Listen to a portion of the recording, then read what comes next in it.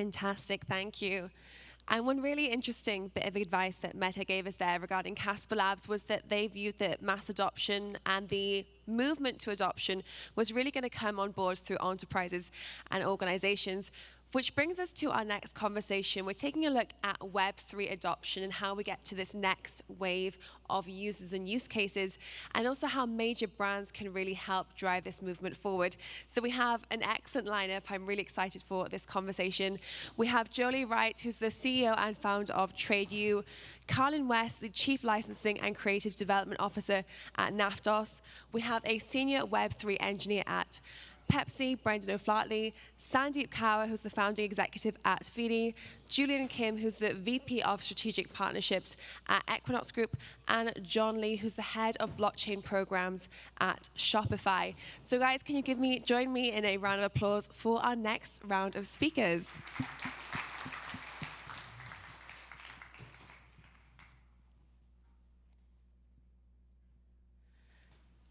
Okay, guys, come on board. Thank you.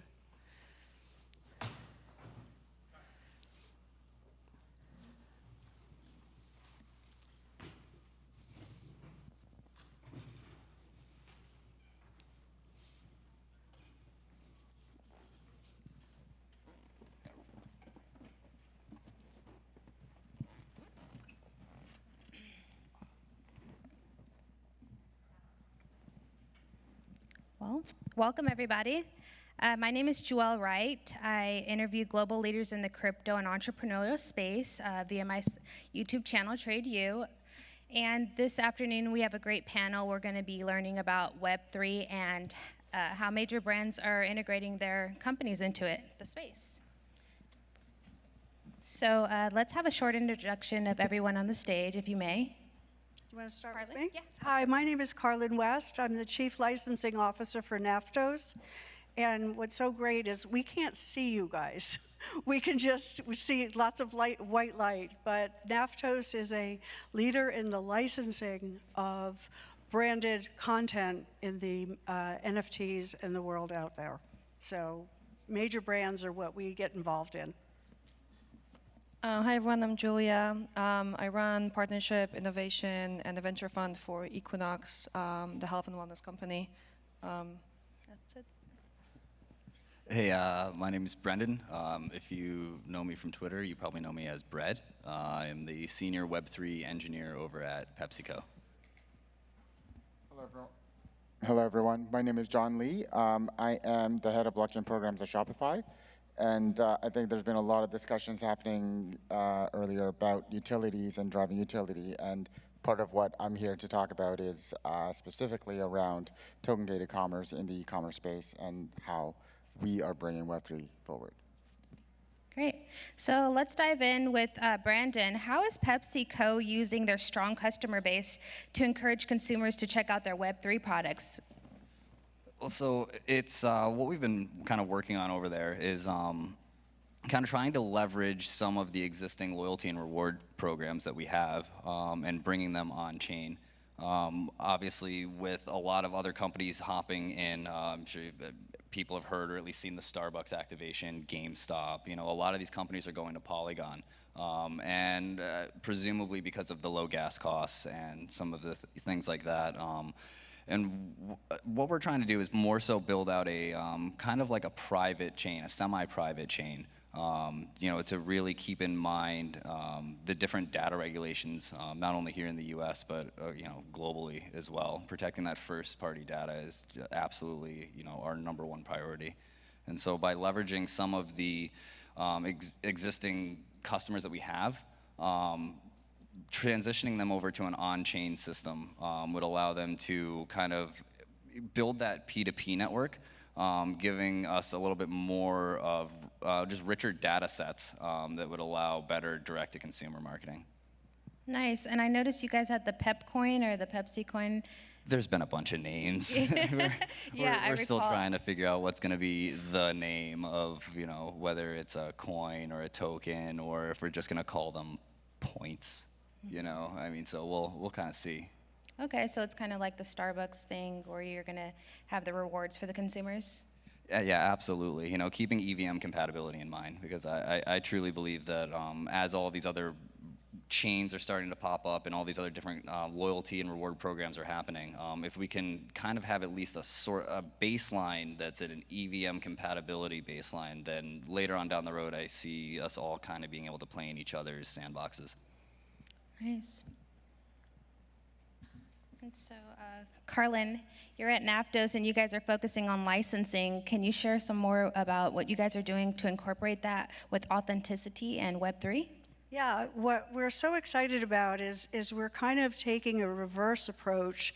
Rather than starting with just an NFT, which is not just an NFT, but what we're doing is we're taking physical merchandise, which has now been coined phygital, and we're taking the physical collectibles and partnering them with NFTs to create a really good consumer experience. We're bringing it out to major brands in the entertainment and pop culture industry. And so we're super excited about it because people like to touch and feel the things they own as much as they do enjoy having the digital wallet and their NFT collectibles there. So the idea of having both, where you can share in both universes, is what we're doing. Awesome.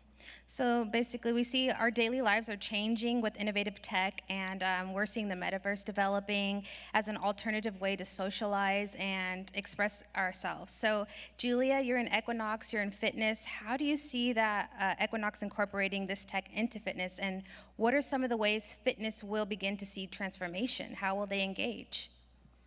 Yeah, I think there's a lot of things. I think we got in the space as we got interested around tapping into loyalty, obviously, first and foremost, driving engagement and reward. And then, quite frankly, long-term is the data play. Starting with the data, there's no reason that someone who works out 365 days a year, and we have those members, should be paying the same premiums on their insurance than someone who chooses not to. And so how you own it and how you can personalize your journey there is very interesting. Most immediate though, I think Equinox has 100,000 of members. We're already a membership business model with a inbuilt community. And we want people to engage with our product, not because we want to buy more, but when you do work out, it's actually good for you. Right. And so tapping into different ways that blockchain or Web3 creates to create those new engagement tools is something that fascinates us. And so there's more stuff we do around there. Nice. John is with Shopify, and you're working on the forefront of blockchain at Shopify. You guys have teamed up with Novel, a no-code Web3 platform. Can you tell how you're making Web3 accessible to all merchants? Of course. So I think first and foremost, one of the ethos that we took up at Shopify early on was we wanted to be blockchain agnostic. And part of the reason for that is Shopify is a platform that services merchants. With the millions of merchants on the platform, it's very difficult for any platform to say, this is the way that you must operate. Therefore, instead of actually going through that selection process, one of the early decisions was we will remain agnostic. We'll allow any blockchains to develop on Shopify as a platform to offer to merchants. Because at the end of the day, how a merchant interacts with their buyers is up to that particular community, not up to the platform to dictate. And what we did is we started partnering we have about 25 different partners that are working on the Shopify platform to enable Web3 technologies for merchants. What that means is that it creates an environment where merchants can be very selective on what kind of products they want to offer, what kind of NFTs they want to offer, what kind of utilities they want to offer, and be very, very focused on how they want to offer that, because they have the choice.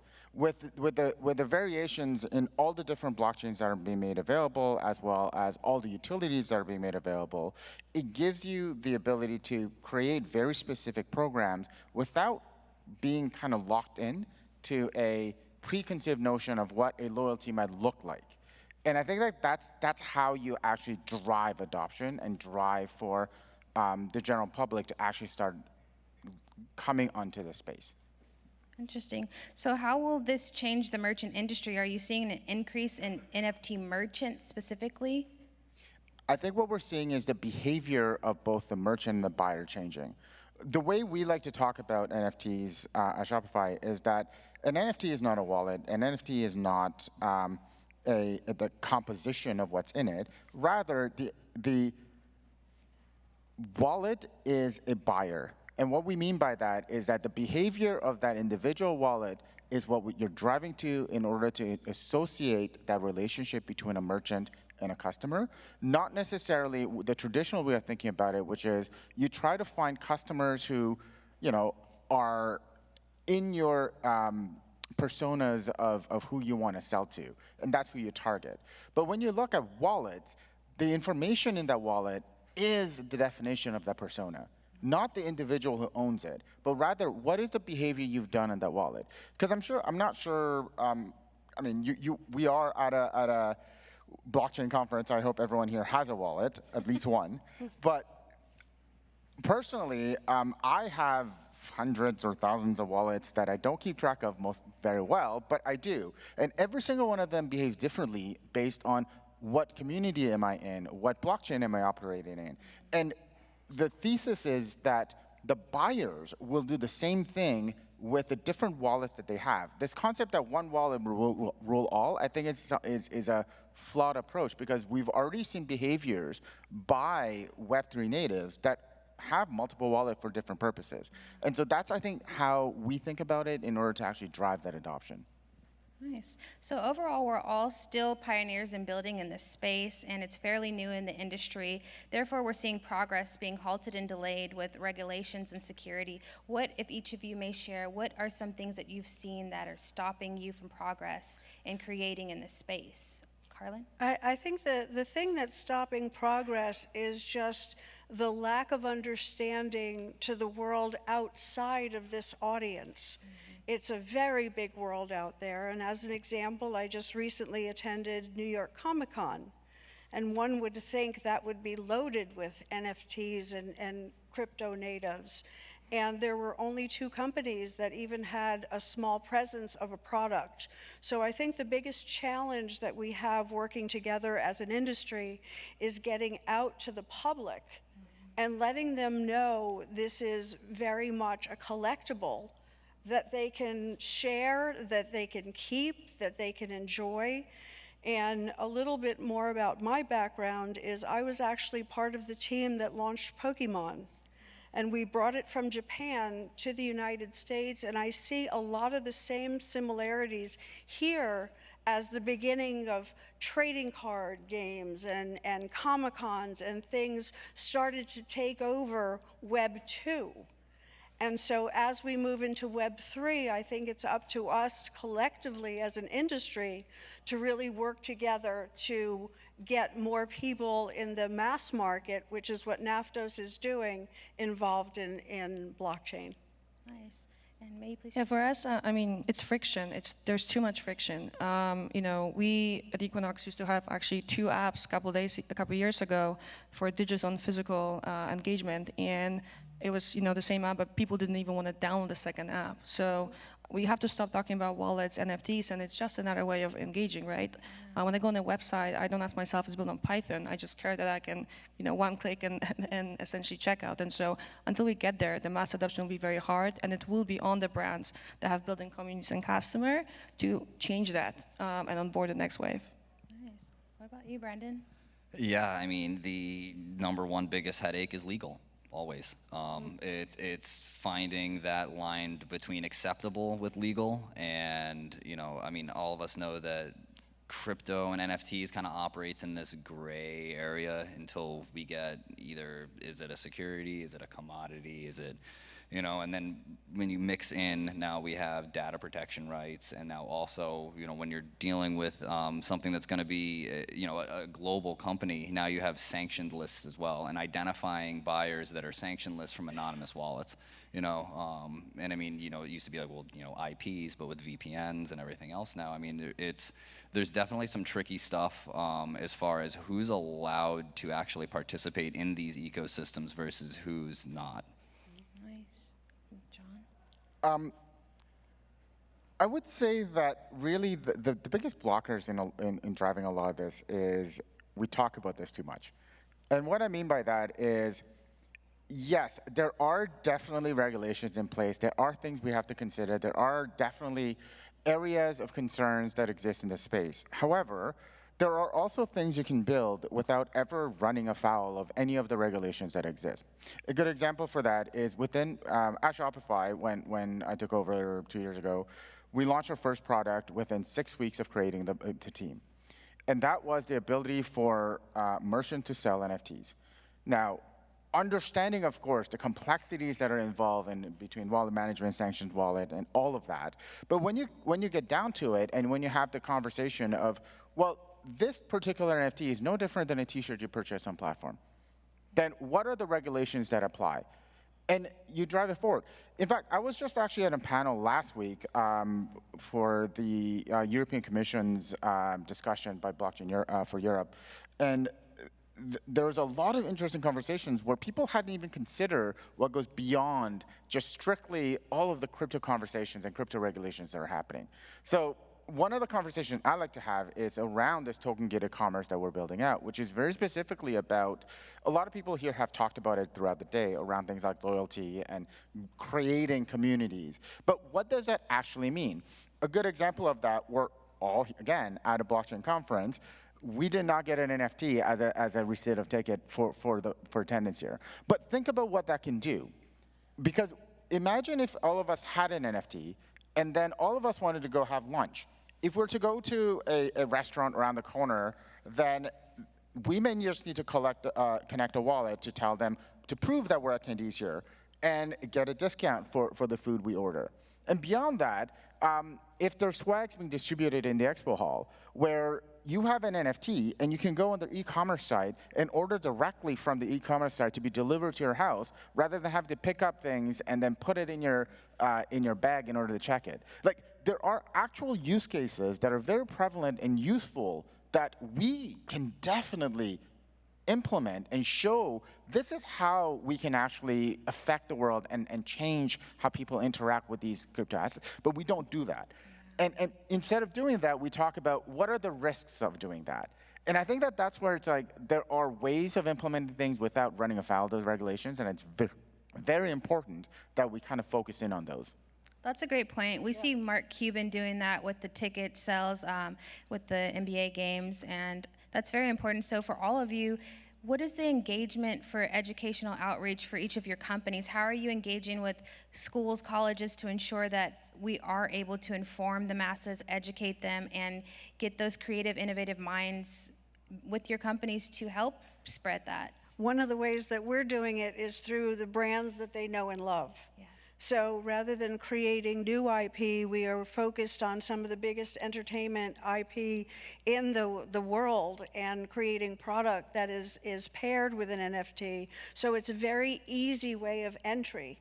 You get to understand that, okay, here's a product, here's a digital version of the product, and it's all of the barriers of the fear of this and the fear of that are taken away.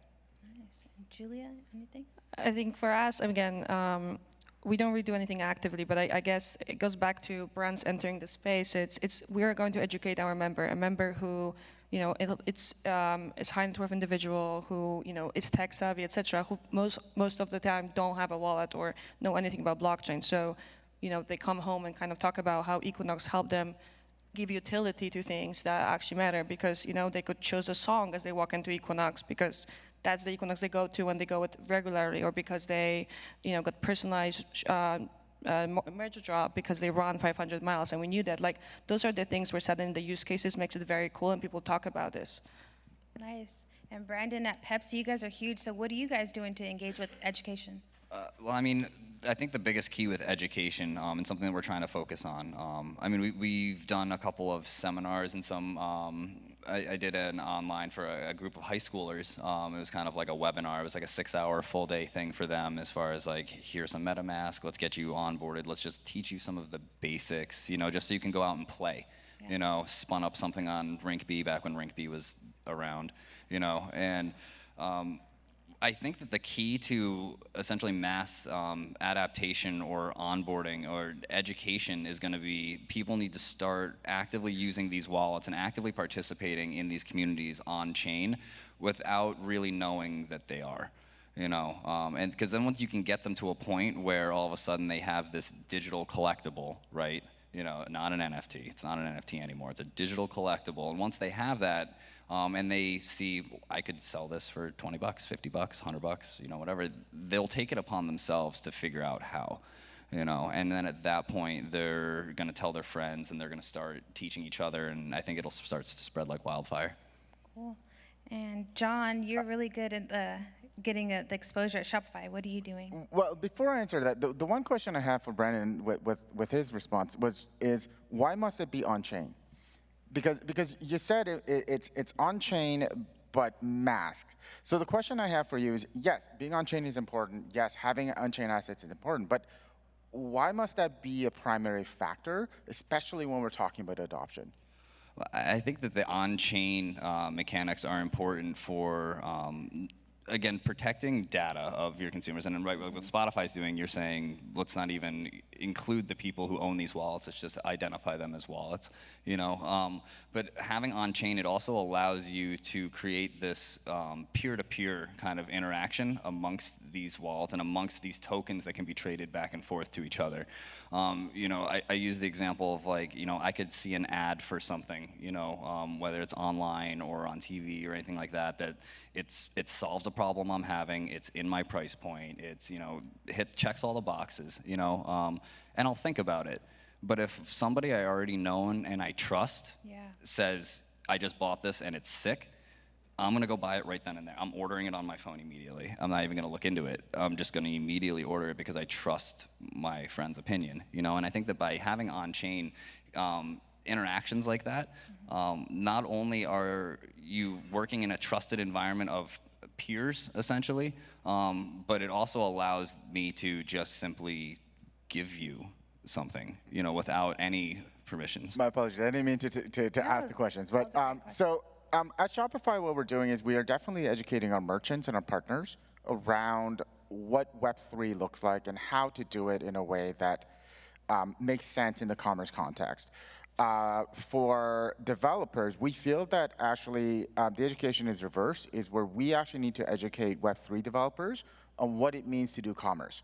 Because there's a lot of assumptions that happens in blockchain developers who think of a buyer as somebody who has a wallet, who understands how to deploy wallets, who understand what crypto assets are, who understands key management. It's like, no, that's not how regular consumers operate. And so oftentimes what we need to do is we need to educate blockchain developers. This is what a consumer looks like. This is how they think. So we've actually been running out of ETH Bogota, there was a bounty that we put out to talk about how to build blockchain application for commerce uses. So that's kind of what we're focused on. As far as buyers are concerned, I think that where you succeed in buyers is when you don't really educate them, but leverage what they already know to provide them the use case. And I think that's kind of the discussion we've been having here. Kind of like a trial and error then? Not trial and error. It's actually the analogy. Like, we keep talking about words and we keep talking about things like loyalty, memberships, things like that. Mm-hmm. Why can't blockchain assets mirror a lot of those functionalities rather than the other way around where somebody has to learn a new paradigm that they don't understand? A good example of this is we often talk about NFTs and how NFTs are permanent. Mm-hmm. But why? NFTs don't necessarily need to be permanent. They can have an expiry to them.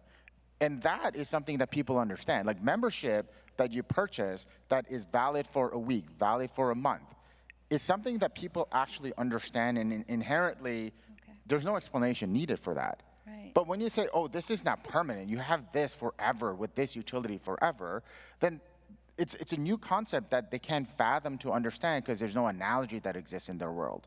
Right? So I think it's about flipping it around to understand how people view the world and fitting the technology within the space.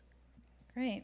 So as we see more companies are partnering with blockchain companies to explore unrealized markets for additional revenue, what industries do you all assume will see the most impact? Gaming, collectibles? What do you guys think as major companies? Well, for us, it's definitely collectibles. I mean, Naftos is focused on the collectible world of some of the biggest brands that people love. So collectibles are definitely a part of it. But when you look at the world of collectibles, collectibles connect to games. Games connect to TV and movies and film. So, you know, we're talking about pop culture in general. And so I personally see it's the old ankle bone connected to the shin bone connected to the knee bone, and that's how I think this is going to unwind.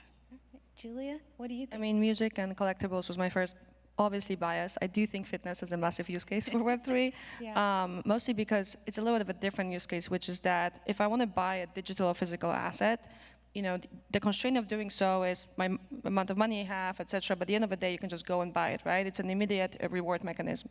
Working out is hard. Like, you really have to wake up and want to do it. And so to flip it on its head, I think Web3 can actually help motivate you to then build good habits, which again is a little different, but I think a huge application. That's good. Brandon? I think it's kind of a hybrid between, it's going to be like a gamification of loyalty and reward programs is kind of how I see things happening, to where it's almost like, you know, if you and your 5 buddies all together each hit a certain goal, you know, then the whole group prospers. You know, and that'll drive kind of this peer pressure mentality within the group to go out and hit that target, you know, driving more consumers into brick and mortar and kind of in order to redeem digital rewards. I think the most interesting aspect here is going to be collaborations, where Web3 technologies are enabling companies to actually operate with other companies in a much easier manner than ever before. Because one of the biggest issues that we all have in traditional existing companies and traditional companies is where's your data repository and how do you share it? Oftentimes, you ask that question to anybody in corporate IT, and the response is you don't. However, what Web3 allows is that you can actually collaborate over single, like we've actually did a really interesting activation with Doodles, both at South by Southwest and NFT Down in NYC, where they had this magical experience that they built out where people would come in, and it was open to anybody who was there, and any attendees of these conferences could go in. But if you had a Doodles NFTs, you got interesting treatment. You got different treatments. You had access to exclusive merch. You had access to exclusive content. And what that creates is that creates this ability to collaborate with brands. And the most interesting aspect of this, if it's on chain, then you don't need even permission of the brand that actually deployed that NFT, right? Because it could be anybody who actually wants to target those kinds of buyers, you can do so. And it's a shared repository with public data. So it's like open source and free for everyone? Yeah, to piggyback on that, man, that's kind of exactly where I was trying to kind of go with the Polygon scenario, you know, whereas if you have all of these different programs that are all operating on a same foundation, then there's no reason why my 10th Starbucks doesn't get me a free video game. So basically, how do you guys feel Web3 is different from rewards points, or just the basic standard things that we're used to? How can this technology really impact companies on a broader scale? I mean, what I think is the biggest point to getting the loyalty and rewards on chain is the fact that, you know, if let's say I buy, you know, 10 sodas and I get 1 free, you know, just keep it 1-to-1, whatever, you know.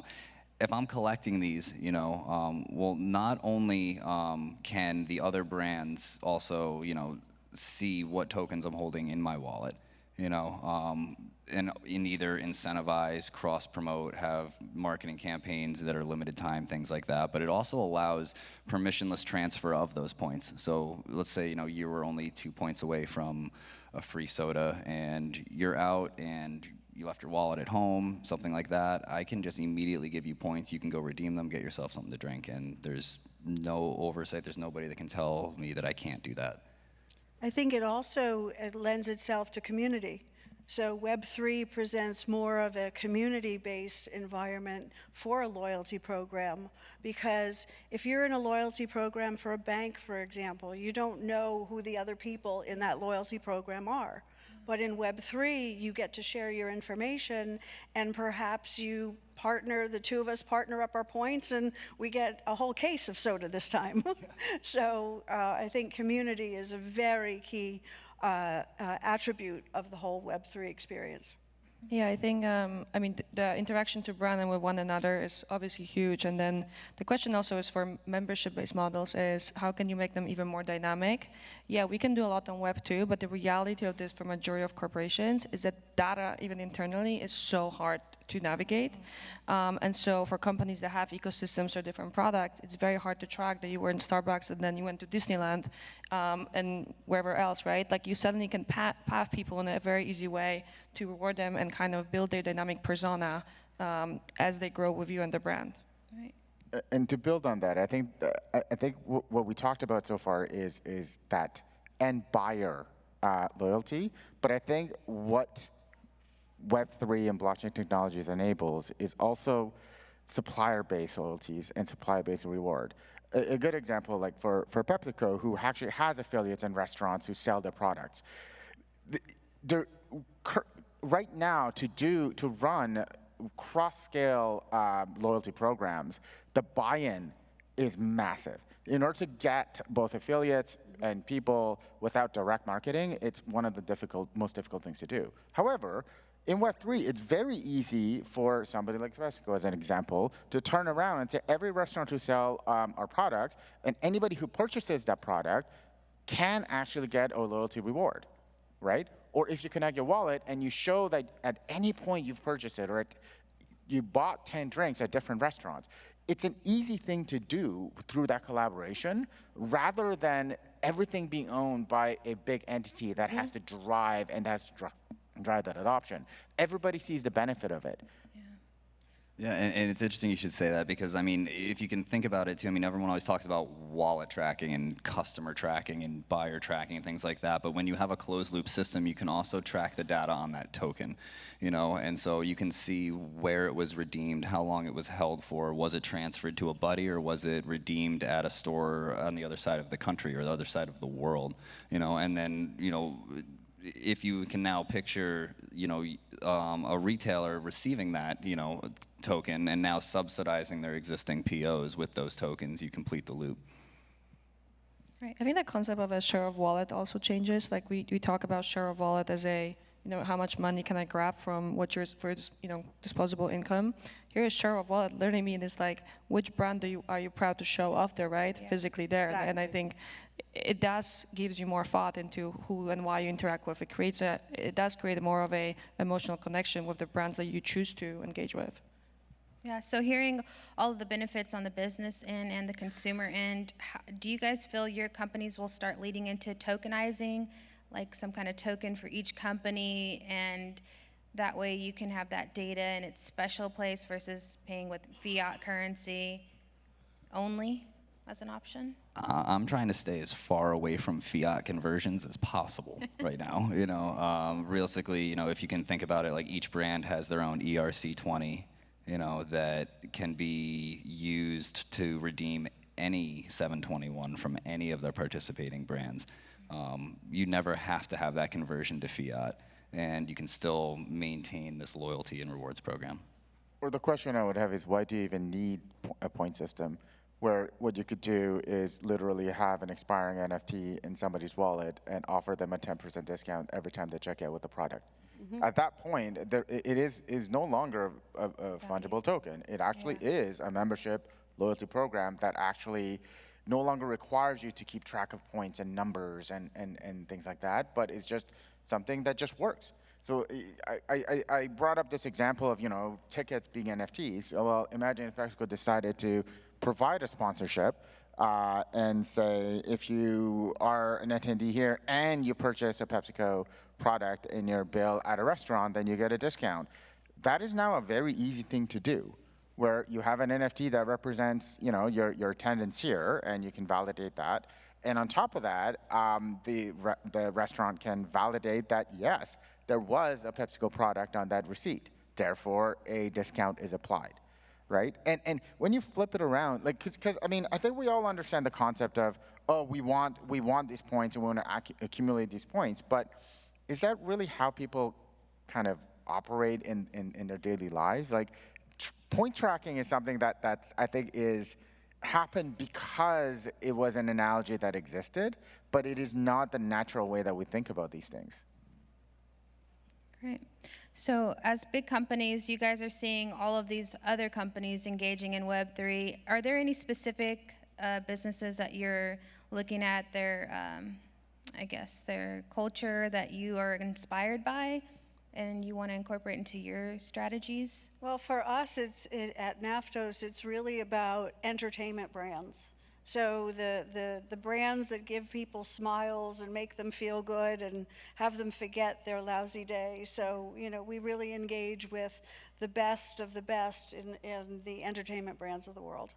Great. For us, we look a lot at luxury fashion brands primarily, but the reason behind this is a lot of them have the same kind of dynamics as we do, which is they have a physical locations and a digital communities, and I think those two coming together, there haven't been that many use cases, quite frankly, even on Web2, of really successful omni communities, so that's what we look at. I remember one of the very first NFTs that Dolce & Gabbana did actually, which was very simple, but it was, I think, the first one that I noticed that was kind of using the Dolce & Gabbana ecosystem, which is they had a crown that was designed, it was digital and physical, and the owner of the NFT get to have their name written in the flagship store in Milan, and the crown was there, portrayed for a month. And I think that was such a cool way to say, okay, there's this utility, this pride of owning this that kind of lived in 3 different ways, right? And I think the creativity of things like that is what I'm looking at. Help.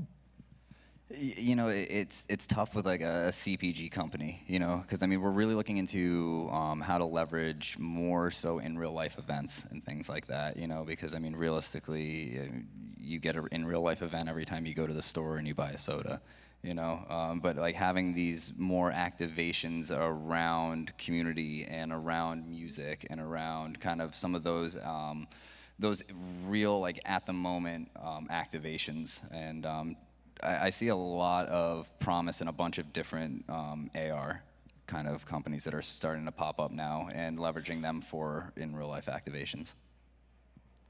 I think for Shopify, it's slightly different. Because we are a platform being used by so many merchants, our role is not necessarily to put ourselves out there, but rather to support the varying opinions that our merchants have.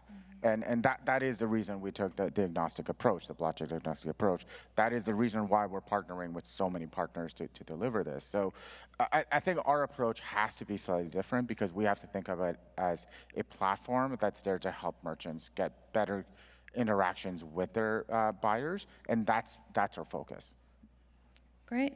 So as we wrap up and conclude, is there anything that each of you would like to share or express that's important to you, or information that you can share to other brands that are building on this space, how they can elevate and educate?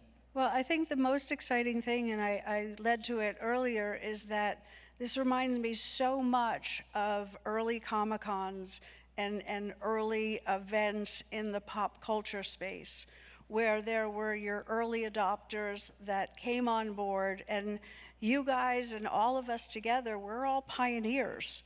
And so we are pioneering a whole new world, and I think that is tremendously exciting. And I think the more people that we can spread that to in an easy way that isn't intimidating is what we're looking to do at Naftos. Awesome. Our phase 1 of what we're building at Equinox is really to build, hopefully, the first luxury loyalty reward program with select number of partners. So if you're an interesting partner that want to do it with us, please reach out. Okay. Yeah, realistically, it's like, a year ago, all of us here in this room were early, and I think at this point now we're all right on time to start really building and making some awesome things for the future. You know, the next year and a half to 2 years is just going to be incredible with innovation in the Web3 space. I think it's important for anybody who wants to build something to build it, because I think I've been in this space a little longer than I guess a few of us here. Like I've started in 2014, and one of the biggest thing is everybody who wanted to build, built. And I think there's a lot of conversations that are happening now that are preventing people from taking that leap. And unfortunately, I think that that's actually stifling a little bit of the innovation. And as a big company like Shopify, we are here to help others build. And so our platform is open for anybody who wants to build on top of it to get access to all the merchants. So we look forward to it. Great. Anyone want to share your handles or anything like that? Don't click bad links. Don't click weird links. Just whatever you do. Malware links, yeah. Okay, well, thank you all for listening in, and if anyone has anything else to say. No, just thank you to you. Thank you as well. Thank you, everybody.